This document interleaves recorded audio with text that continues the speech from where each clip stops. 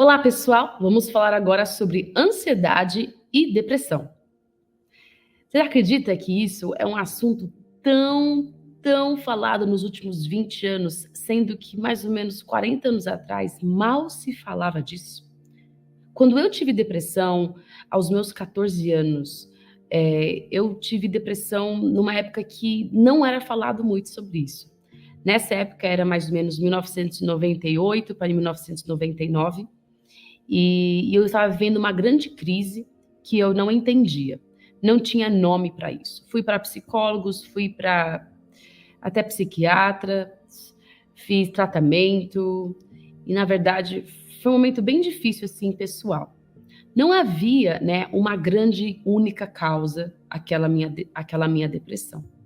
Mas era um acúmulo de muitas coisas mal resolvidas no meu coração. Eu, por ser adolescente e ser extremamente introvertida, e ser uma adolescente que, além de tudo isso, não tinha pai, tinha problemas de comunicação, tinha problemas assim na escola, muitos problemas assim relacionais, assim, de relacionamento dentro da escola. Muita gente nem sabe disso. Eu disfarçava muito bem. Tinha transtornos alimentares, como bulimia, tinha um quadro gravíssimo de bulimia. E com o tempo, tudo isso foi aumentando e se tornando aquele efeito de bola de neve, né? Chegava a disfarçar muito bem, porque eu, por natureza, não sou uma pessoa triste e não aparento estar triste. Então eu me forçava a sempre estar feliz para os outros e voltava para casa exausta e escondia isso muito bem da minha família, muito bem dos meus amigos e muito bem de mim mesma. Isso mesmo. Sem perceber, eu ignorava todos os sinais que eu estava sentindo. E eu ia, sabe, engolindo a vida e vamos. E eu não ficava na fossa, não ficava chorando.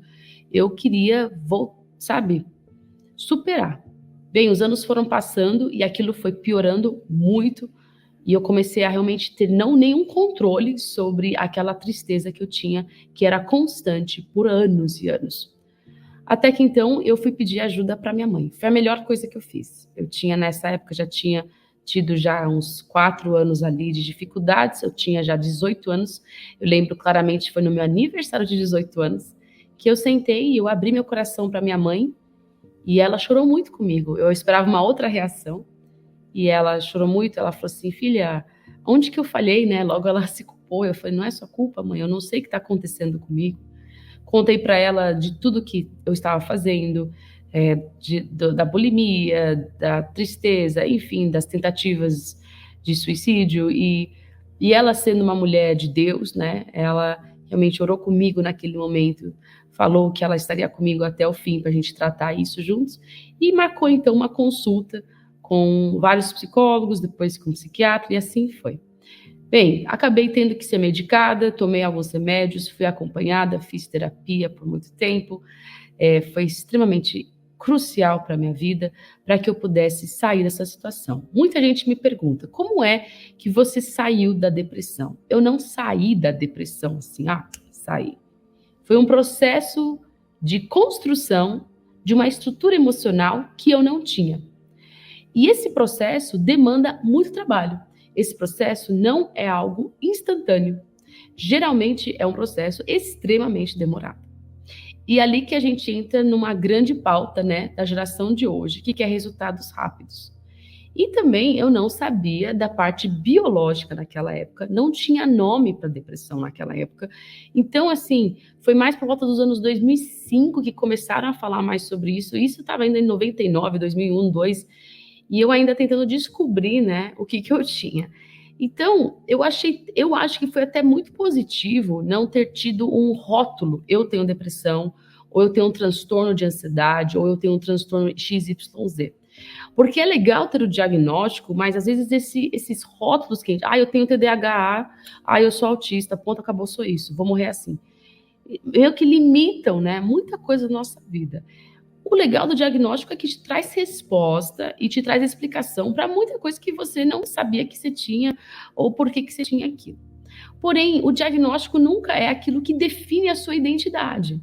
E eu vejo que hoje, com muita frequência, as pessoas têm recebido diagnósticos. Eu sou borderline, sou bipolar, sou blá, blá. E isso tem definido a vida da pessoa. Ela até cria uma comunidade dos autistas, uma comunidade dos TDAHs. Não tem nenhum problema com essas comunidades. O lance é quando a gente acaba meio que entrando naquele diagnóstico como se fosse tudo na nossa vida. E a gente é muito maior do que o nosso diagnóstico. Eu sou muito maior do que uma pessoa depressiva ou que teve um transtorno. Eu sou muito maior do que isso. Eu tenho uma identidade em Deus. Eu sou uma pessoa com muito valor, com muitos talentos, com muitas capacidades. Sim, precisei tomar remédio, sim, precisei de tratamento, mas a Zoe, ela é muito maior que isso. E eu creio que isso me ajudou muito a vencer todos esses meus obstáculos. Então foi uma construção diária de me conhecer e de conhecer meu Criador. Falo que essas duas coisas foram as que me tiraram do lugar, do ponto A, para me levar para o ponto B.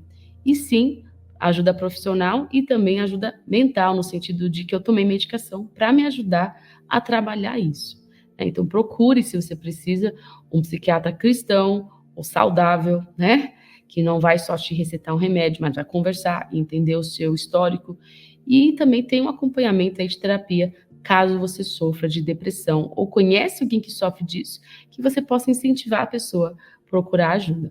Agora, existem muitas coisas que a gente pode entender da grande diferença entre ansiedade e depressão. E é disso que eu quero mostrar hoje aqui para vocês, tá bom?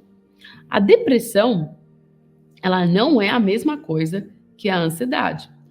Elas podem até se interligar às vezes, né? Elas podem até se influenciar, porém elas não são a mesma coisa. A pessoa pode ter os dois? Pode. Eu já vi pessoas com dois. Agora, como é que isso realmente funciona, né? Então, vamos pensar aqui que ambos os distúrbios são influenciados pelos níveis de neurotransmissores, né, mensageiros químicos do nosso cérebro, incluindo substâncias químicas como serotonina, que eu não retinha no meu cérebro, dopamina, que a gente agora está viciada, e norepinefria. Difícil falar isso. E quando a gente olha aqui, hoje em dia a sociedade ela está abarrotada de maneiras de você conseguir dopamina a rodo na sua vida, né? Já vou entrar nisso. Isso é uma das maiores causas da nossa ansiedade, esse vício, essa dependência na dopamina. Vamos lá para falar sobre sobre depressão.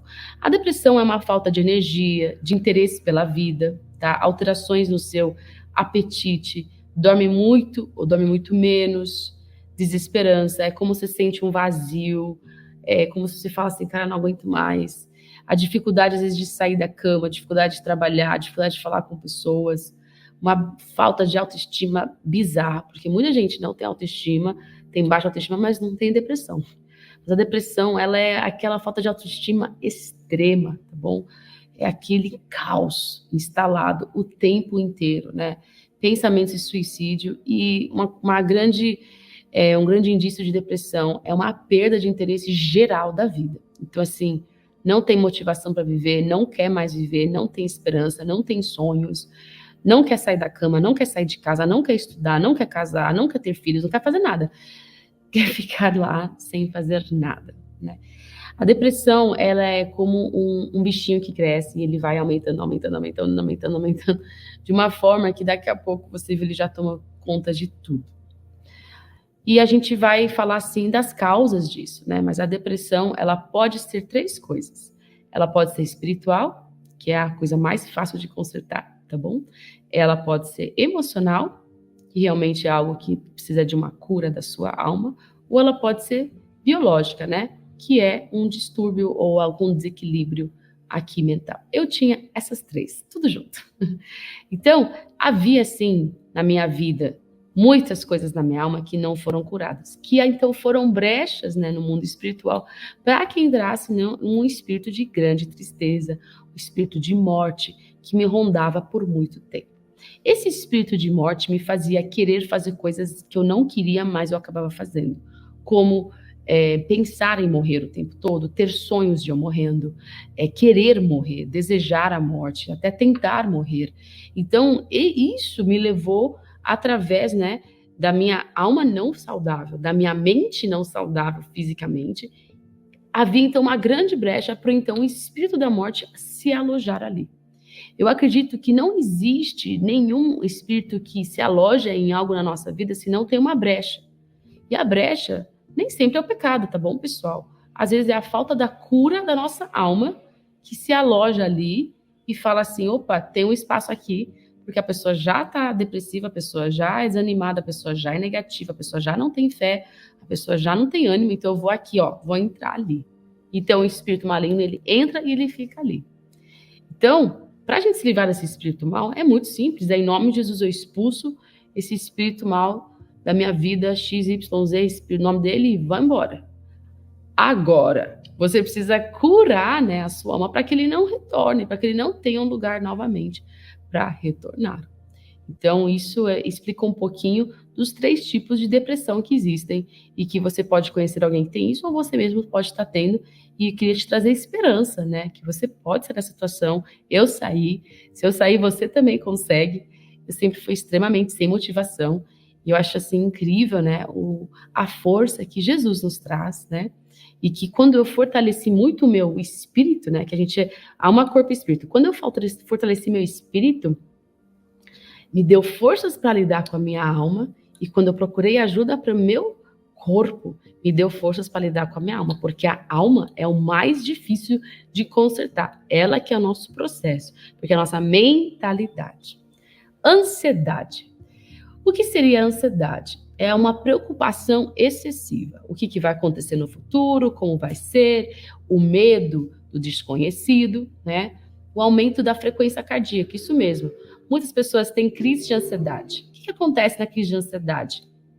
Às vezes o coração dela a palpitar, ela começa a suar muito, ela começa a ter pensamentos acelerados, né? Ela não consegue focar. Tudo isso é ansiedade, né? Ela também fica inquieta, uma agitação física e também tem muita indecisão e confusão, né? Você pode ver aqui que, para mim, eu gosto de separar bem a depressão da ansiedade, porque a ansiedade, ela é um lugar mais de um estado agitado e mais assim para você resolver isso agora. A depressão é um lugar contemplativo, mas de uma forma negativa, onde tudo é escuro, onde existe aquele relacionamento com a tristeza, onde existe aquela coisa sombria, sabe? A ansiedade não, é o que eu mais vejo comum hoje em dia nas pessoas, é a ansiedade e pouca depressão. Se eu for contar assim das pessoas que eu atendo, de 10 pessoas, olha lá, nem uma tem depressão. Agora, de 10 pessoas, 9 têm ansiedade. É isso mesmo. Então, a depressão, ela é algo de pessoas mais assim introspectivas, geralmente, ou talvez de uma tendência a ser dessa forma. Raramente que eu converso com alguém tem depressão, mas a maioria tem ansiedade, que é um mal desse século. O que causa ansiedade hoje em dia? Muitas coisas estão causando ansiedade. As mídias sociais, esse acesso fácil à informação, que você vê a grama do vizinho constantemente, que você olha para a grama do vizinho e se compara e fala, poxa, minha vida não é tão legal assim. Que você vê um youtuber ganhando milhões, né? E você pensa, poxa, eu tô aqui, sou médico formado, e ainda tô tentando, assim, fazer a minha residência, morrendo aqui e ganhando uma miséria, verdade? Pra quem não sabe, nem todo médico ganha muito dinheiro. Às vezes você vê uma pessoa que conseguiu fazer uma coisa muito melhor do que você, uma pessoa muito mais talentosa que você. Você vê que as pessoas mais extrovertidas estão tendo mais sucesso do que você, ou pessoas mais digitais são mais marketadas do que você.